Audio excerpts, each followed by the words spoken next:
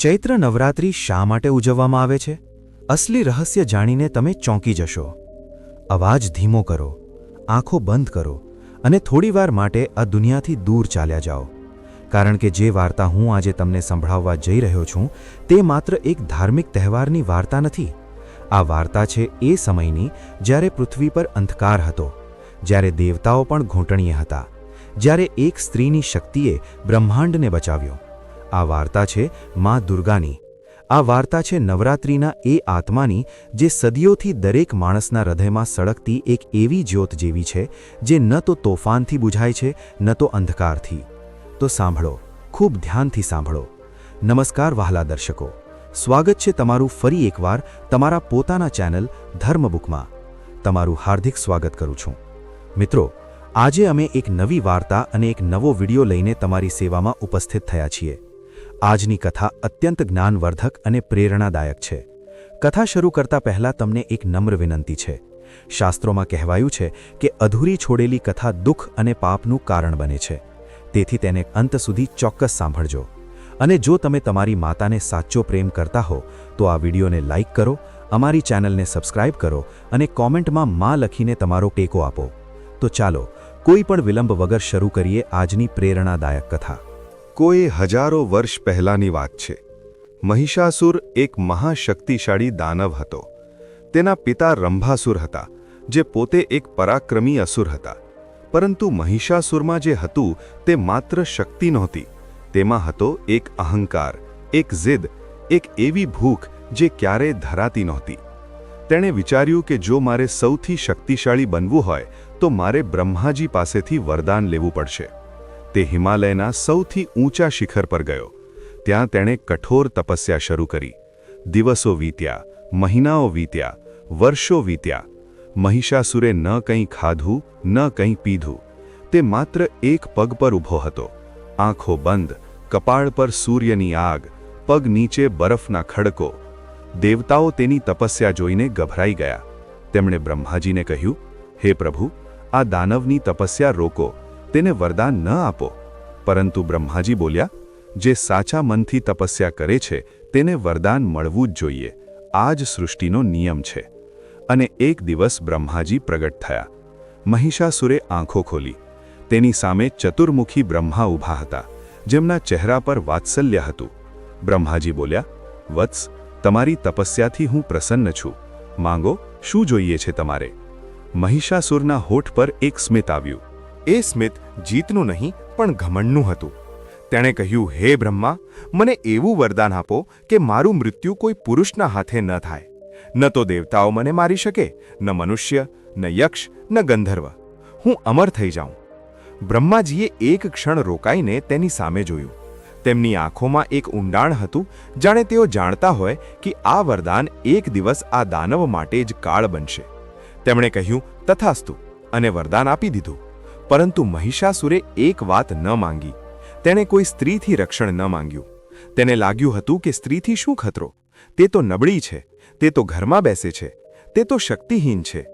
આ જ તેની સૌથી મોટી ભૂલ હતી. આ જ તેનો અહંકાર હતો. અને આ જ અહંકાર તેના વિનાશનું બીજ બની ગયો. વરદાન મળતા જ મહિષાસુર જાણે એક અલગ જ માણસ બની ગયો.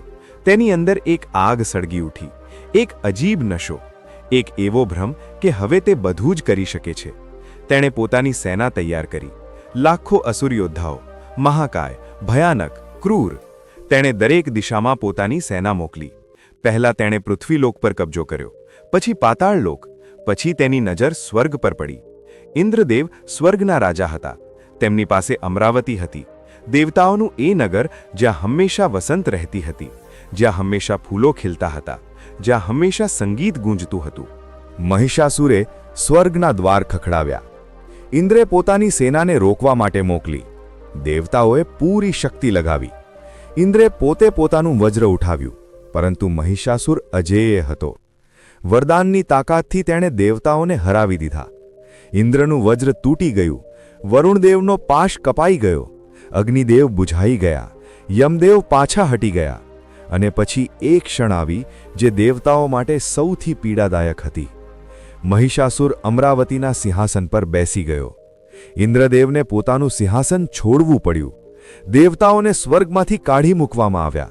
જેઓ ક્યારેક અમરાવતીમાં રહેતા હતા તેઓ પૃથ્વી પર મનુષ્યોની જેમ ભટકવા લાગ્યા. આ અપમાન હતું. આ માત્ર શક્તિની હાર નહોતી, આ ધર્મની હાર હતી, આ ન્યાયની હાર હતી. અને જ્યારે ધર્મ હારે છે, જ્યારે ન્યાય રડે છે, ત્યારે એક જ અવાજ ઉઠે છે, માનો અવાજ. દેવતાઓ ભટકી રહ્યા હતા. ઇન્દ્ર, વરુણ, યમ, બ્રહ્મા, વિષ્ણુ, મહેશ બધા એક સાથે હતા, પણ બધા લાચાર હતા. ઇન્દ્રના ચહેરા પર આંસુ હતા. એ આંસુ રાજાના નહોતા, એ એવા દીકરાના આંસુ હતા જેને ઘરની બહાર કાઢી મૂકવામાં આવ્યો હોય. બધા દેવતાઓ હિમાલય તરફ ગયા, ત્રિદેવો પાસે પહોંચ્યા. બ્રહ્મા, વિષ્ણુ અને મહેશ એક સાથે બેઠા હતા. ઇન્દ્રે કહ્યું, હે પ્રભુ, મહિષાસુરે બધું જ છીનવી લીધું. સ્વર્ગ આપણું નથી રહ્યું. પૃથ્વી પર અત્યાચાર વધી રહ્યો છે. યજ્ઞો બંધ થઈ ગયા છે. દેવતાઓને ભોગ મળી રહ્યો નથી. ધર્મનો નાશ થઈ રહ્યો છે. અમે શું કરીએ? બ્રહ્માજી બોલ્યા, મહિષાસુરને કોઈ પુરુષના હાથે મૃત્યુ મળી શકતું નથી. આ તેનું વરદાન છે. પણ તેણે એક ભૂલ કરી. તેણે કોઈ સ્ત્રી પાસેથી પોતાની રક્ષા માંગી નથી. વિષ્ણુજી હસ્યા. એક એવું સ્મિત જેમાં રહસ્ય હતું, એક એવું સ્મિત જેમાં ઉત્તર હતો. તેઓ બોલ્યા, તો પછી એક સ્ત્રી જ મહિષાસુરનો અંત કરશે. પણ તે કોઈ સાધારણ સ્ત્રી નહીં હોય. તે હશે મહાશક્તિ. તે હશે આદિશક્તિ. તે હશે જગદંબા. અને પછી જે થયું તે બ્રહ્માંડની સૌથી અવિશ્વસનીય ઘટના હતી. બધા દેવતાઓના શરીરમાંથી એક તેજ નીકળ્યું, એક દિવ્ય પ્રકાશ. બ્રહ્માજીનું તેજ, વિષ્ણુજીનું તેજ, મહાદેવનું તેજ, ઇન્દ્રનું તેજ, અગ્નિનું તેજ, વરુણનું તેજ, યમનું તેજ, સૂર્યનું તેજ, બધાનું. એ બધા તેજ એક જગ્યાએ મળ્યા. એક મહાપુંજ બન્યો. એક એવો પ્રકાશ જે આંખોને આંજી દે, જે અંધકારને ચીરી નાખે. અને એ પ્રકાશમાંથી એક નારીનું રૂપ પ્રગટ થયું. મા દુર્ગા, 18 ભુજાઓવાળી, 3 નેત્રોવાળી, સિંહ પર સવાર. તેમના ચહેરા પર એક શાંતિ હતી, જે કોઈ યુદ્ધ પહેલાંની શાંતિ હતી. એક એવી શાંતિ જે કહે છે કે હવે અન્યાયનો અંત આવશે. દરેક દેવતાએ તેમને પોતાનું સૌથી શક્તિશાળી અસ્ત્ર આપ્યું. ઇન્દ્રે વજ્ર આપ્યું, વરુણે શંખ આપ્યો, અગ્નિએ શક્તિ આપી, યમે દંડ આપ્યો, વાયુએ ધનુષબાણ આપ્યા, વિષ્ણુજીએ સુદર્શન ચક્ર આપ્યું, મહાદેવે ત્રિશૂળ આપ્યું, બ્રહ્માજીએ કમંડળ આપ્યું, હિમાલયે સવારી માટે સિંહ આપ્યો, અને મા દુર્ગા ઊભા થઈ ગયા. તે ક્ષણ હતી સૃષ્ટિની સૌથી મોટી ક્રાંતિની. તે ક્ષણ હતી જ્યારે શક્તિએ રૂપ લીધું. એ ક્ષણ હતી જ્યારે બ્રહ્માંડે શ્વાસ લીધો. મા દુર્ગાએ એકવાર બધા દેવતાઓને જોયા. તેમની આંખોમાં કરુણા હતી, પણ તેમના હાથમાં શક્તિ હતી. તે જાણતી હતી કે જે રસ્તો આગળ છે તે સરળ નથી. તે જાણતી હતી કે જે થવાનું છે તેમાં રક્ત વહેશે, ધરતી કાંપશે, આકાશ હલશે. પણ તે એ પણ જાણતી હતી કે અન્યાયને રોકવો જ પડશે. મહાશક્તિએ યુદ્ધનું રણશીંગું ફૂંક્યું. તેમનો સેહનાદ એવો હતો કે ત્રણેય લોક કાપી ઉઠ્યા. મહિષાસુર પોતાના સિંહાસન પર બેઠો હતો. તેની પાસે એક દૂત ગભરાયેલો આવ્યો. શ્વાસ ફૂલાઈ રહ્યા હતા. દૂતે કહ્યું, મહારાજ, એક સ્ત્રીએ યુદ્ધનો પડકાર આપ્યો છે. મહિષાસુર હસ્યો. એક એવું અટ્ટહાસ્ય જે સ્વર્ગ સુધી ગુંજ્યું. તેણે કહ્યું, એક સ્ત્રી? શું મજાક છે આ? જાઓ, તેને કહી દો કે મારી સાથે લગ્ન કરી લે. યુદ્ધ શા માટે કરવું? દૂતે કહ્યું, મહારાજ, તે કોઈ સાધારણ સ્ત્રી નથી. તે બધા દેવતાઓના તેજથી બની છે. 18 ભુજાઓ છે તેમની. સિંહ પર સવાર છે તે. મહિષાસુર એકવાર ફરી હસ્યો, પણ આ વખતે તેના હાસ્યમાં થોડી ગભરામણ હતી. તેણે પોતાના સેનાપતિઓને બોલાવ્યા. તેણે કહ્યું, જાઓ, તે સ્ત્રીને પકડી લાવો. અને યુદ્ધ શરૂ થયું. આ એ યુદ્ધ હતું જે 9 દિવસ સુધી ચાલ્યું. હા, 9 દિવસ. અને આ જ 9 દિવસ નવરાત્રિ બન્યા. આ જે નવરાત્રિઓ છે જે આપણે આજે પણ ઉજવીએ છીએ. ચાલો એક એક દિવસને જીવીએ, એક એક રૂપને સમજીએ. પહેલા દિવસે મા દુર્ગાએ શૈલપુત્રીનું રૂપ ધારણ કર્યું. શૈલ એટલે પર્વત, પુત્રી એટલે દીકરી. તે પર્વતરાજ હિમાલયની પુત્રી છે. સફેદ વસ્ત્રો, હાથમાં ત્રિશૂળ, કપાળ પર ચંદ્રમા, નંદી પર સવાર. શૈલપુત્રી શક્તિનો પાયો છે.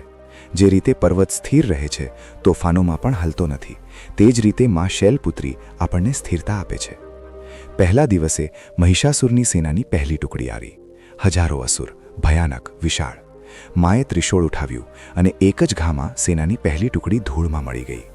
મહિષાસુરના સેનાપતિએ જોયું અને તેના પગ નીચેથી જમીન સરકી ગઈ. બીજા દિવસે માએ બ્રહ્મચારિણીનું રૂપ લીધું. સફેદ વસ્ત્રો, હાથમાં જપમાળા, હાથમાં કમંડળ. બ્રહ્મચારિણી એટલે જે જ્ઞાન અને તપસ્યામાં લીન હોય. આ રૂપ આપણને જણાવે છે કે માત્ર શક્તિ પૂરતી નથી, જ્ઞાન પણ જોઈએ, ધૈર્ય પણ જોઈએ. બીજા દિવસે મહિષાસુરે તેના સૌથી ચતુર અસુરને રોકલ્યો, જે માયાજાળ રચતો હતો. પણ મા બ્રહ્મચારિણીના જ્ઞાન સામે માયા ટકી શકી નહીં.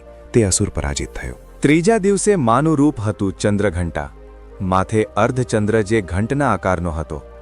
10 ભુજાઓ, દરેક હાથમાં અસ્ત્રશસ્ત્ર. ચંદ્રઘંટા એટલે જે શાંતિ અને વીરતાનો સંગમ હોય. તેમના ઘંટના અવાજથી અસુરોના કાન ફાટી જતા હતા. ત્રીજા દિવસે એક વિશાળ અસુર આવ્યો, જે કાન ફાડી નાખે એવા અવાજથી લડતો હતો. માએ પોતાના ઘંટના અવાજથી તેને ધ્વસ્ત કરી દીધો. ચોથા દિવસે માનું રૂપ હતું કુષ્માંડા. કુષ્માંડા એટલે જે બ્રહ્માંડને પેદા કરે. જ્યારે સૃષ્ટિમાં અંધકાર હતો, જ્યારે ક્યાંય કોઈ પ્રકાશ નહોતો, ત્યારે મા કુષ્માંડાએ પોતાના હાસ્યથી સૂર્યને જન્મ આપ્યો હતો. તે સૂર્યમંડળમાં રહે છે. તેમના શરીરમાંથી પ્રકાશ નીકળે છે. ચોથા દિવસે મહિષાસુરે એક એવો અસુર મોકલ્યો, જે અંધકાર ફેલાવતો હતો. જ્યાં તે જતો ત્યાં બધું કાળું થઈ જતું. મા કુષ્માંડાના પ્રકાશ સામે તે અંધકાર ટકી ન શક્યો. તે પરાજિત થયો. પાંચમા દિવસે માનું રૂપ હતું સ્કંદમાતા. સ્કંદ એટલે કાર્તિકે, દેવતાઓના સેનાપતિ. મા સ્કંદમાતા એ માં છે જેમના ખોળામાં કાર્તિકે બેઠા છે. આ રૂપ આપણને માની મમતા બતાવે છે. પણ જ્યારે જરૂર પડે છે ત્યારે એ જ મમતામયી માં સૌથી ખતરનાક યોદ્ધા બની જાય છે. માની મમતા અને માનો ક્રોધ બંને અસીમ છે. પાંચમા દિવસે એક અસુર આવ્યો, જે માને નબળા દેખાડવાનો પ્રયત્ન કરી રહ્યો હતો. પણ મા સ્કંદ માતાએ તેને એવો પાઠ ભણાવ્યો જે તેણે સપનામાં પણ વિચાર્યો નહોતો. છઠ્ઠા દિવસે માનું રૂપ હતું કાત્યાયની. મહર્ષિ કાત્યાયનીની પુત્રી તરીકે માએ આ રૂપ લીધું. કાત્યાયની એ રૂપ છે જે સીધું મહિષાસુર સાથે લડવા માટે તૈયાર થયું. 3 નેત્ર, 4 ભુજાઓ, એક હાથમાં તલવાર, એક હાથમાં કમળ, સિંહની સવારી. આ એ રૂપ છે જે ક્રોધ અને શૌર્યનું પ્રતીક છે. છઠ્ઠા દિવસે મહિષાસુરે પોતે પોતાની સેનાનું નેતૃત્વ કર્યું. યુદ્ધ ભયાનક હતું. પૃથ્વી કાપી, આકાશ હલ્યું, નદીઓ ઊંધી વહેવા લાગી. પણ મા કાત્યાયની સામે મહિષાસુરની સેના ટકી શકી નહીં. સાતમા દિવસે માએ સૌથી ભયાનક રૂપ લીધું. માં કાલરાત્રિ.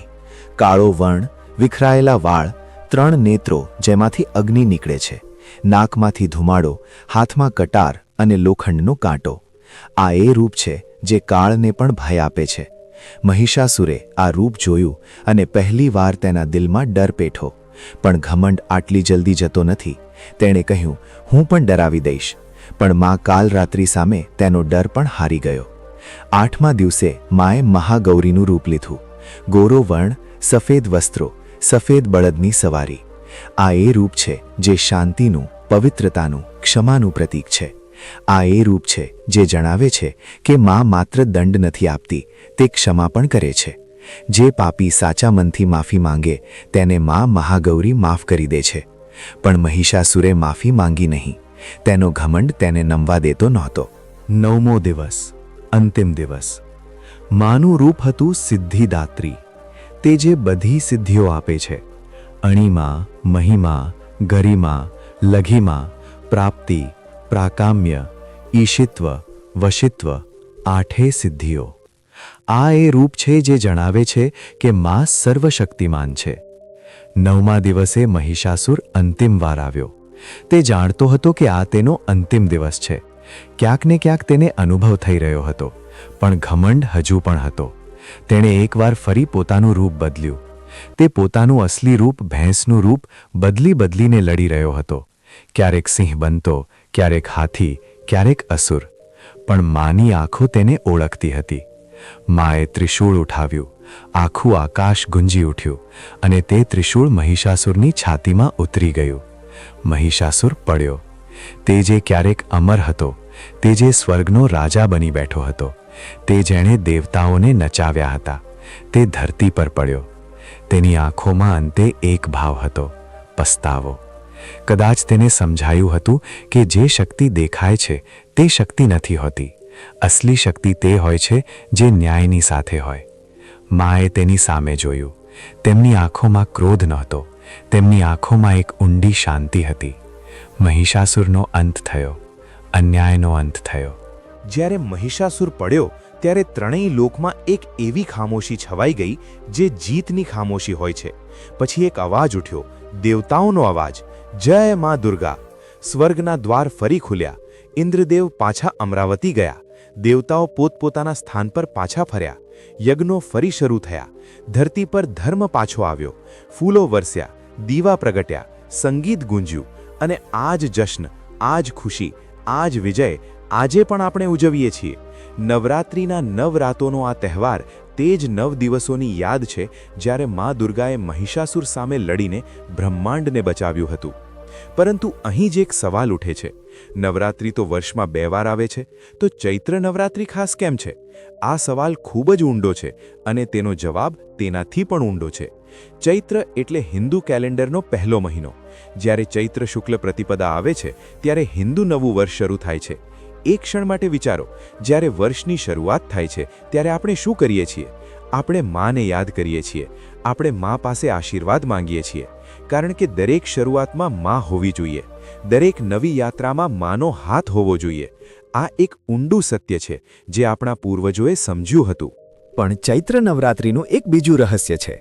એક એવું રહસ્ય જે બહુ ઓછા લોકો જાણે છે. તે રહસ્ય છે ભગવાન રામનું. હા, ભગવાન રામ.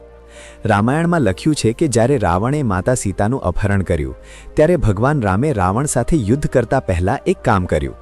તેમણે મા દુર્ગાની પૂજા કરી. ચૈત્ર નવરાત્રિમાં 9 દિવસ સુધી ઋષિ અગસ્ત્યએ ભગવાન રામને આદિત્ય હૃદયમ પાઠ કરતા પહેલા એ જણાવ્યું હતું કે પહેલા મા દુર્ગાના આશીર્વાદ લો, ત્યારે જ રાવણ પર વિજય મળશે. ભગવાન રામે ચૈત્ર નવરાત્રિના 9 દિવસ મા દુર્ગાની પૂજા કરી હતી. એટલા માટે જ રામનવમી નવરાત્રિ પછી આવે છે. આ એક આધ્યાત્મિક સત્ય છે. માની પૂજા પછી જ વિજય મળે છે. માના આશીર્વાદ લીધા વગર કોઈ પણ યુદ્ધ જીતી શકાતું નથી. આ માત્ર એક ધાર્મિક વાત નથી, આ જીવનનું એક સત્ય છે. જ્યારે પણ આપણે કોઈ કઠિન કામની શરૂઆત કરીએ છીએ, આપણે માને યાદ કરીએ છીએ. આ જ ચૈત્ર નવરાત્રિનો સૌથી ઊંડો સંદેશ છે. આ વાર્તા અહીં પૂરી થઈ, પણ માની વાર્તા ક્યારેય પૂરી થતી નથી. જ્યારે પણ જીવનમાં અંધકાર હોય, માને યાદ કરો. જ્યારે પણ જીવનમાં મહિષાસુર આવે, માના શરણમાં જાઓ. જ્યારે પણ જીવનમાં વસંત આવે, માનો આભાર માનો. કારણ કે મા સદા હતી, મા સદા છે અને મા સદા રહેશે. નવરાત્રિ મુબારક. જય મા દુર્ગા.